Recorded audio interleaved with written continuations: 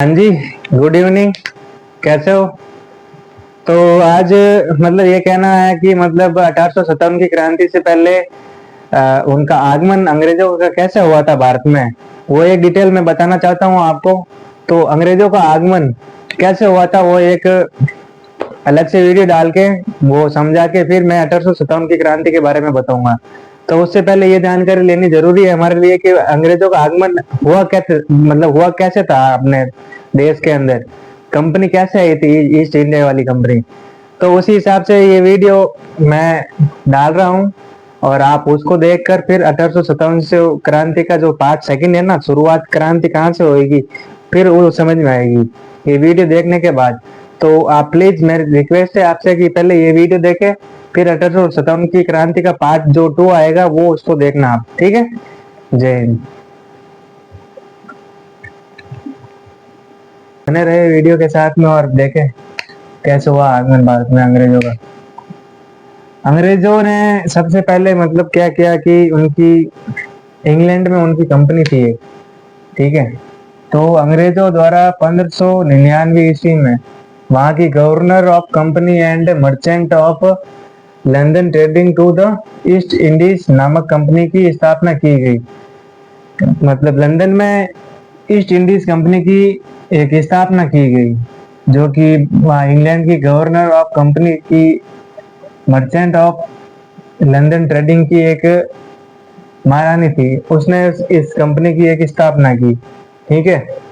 तो इंग्लैंड की महारानी ने 31 दिसंबर 1600 ईस्वी को एक रॉयल चार्टर द्वारा इस कंपनी को भारत में 15 वर्षों तक व्यापार करने की आज्ञा प्रदान की।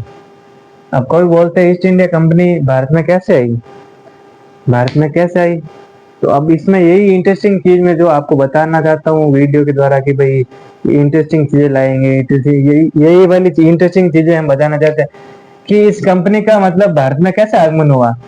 तो ईस्ट इंडीज कंपनी का मतलब स्थापना कर ली, ठीक है। फिर एक इंग्लैंड की महारानी ने 31 दिसंबर 1600 ईस्वी में को एक रॉयल चार्टर द्वारा इस कंपनी को भारत में 15 वर्षों तक व्यापार करने की आज्ञा प्रदान की, ठीक है।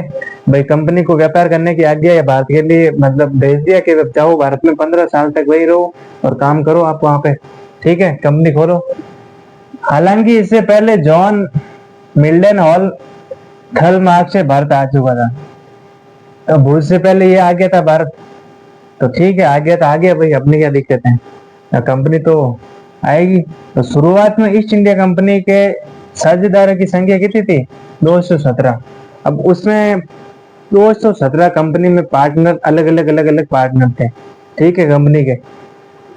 और ब्रिटिश कंपनी ने 1608 ईस्वी में क्या किया कि भारत के पश्चिमी तटीय बंदरगाह सूरत में व्यापारिक केंद्र खोलने की एक कोशिश की कि भाई, क्योंकि पहले बंदरगाह सबसे बड़ी होती थी तो वहाँ व्यापार करना आसान होता था जल मार्ग से, थल मार्ग से जितना मुश्किल था तो जल मार्ग से बहुत आसान था। जहाजों में माल भर के लाते थे तो वो काम थोड़ा आसान हो जाता था। तो बंदरगाह कहाँ थी अपने सबसे बड़ी उस टाइम? सूरत में। और व्यापारिक केंद्र सबसे बड़ा कौन सा? सूरत।